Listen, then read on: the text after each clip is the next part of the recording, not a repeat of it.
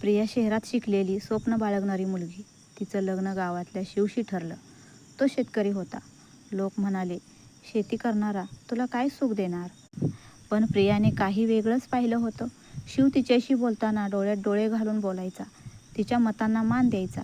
लग्नाच्या आधीच तिच्या करिअरच्या स्वप्नांना साथ द्यायचा आश्वासन दिलं होतं.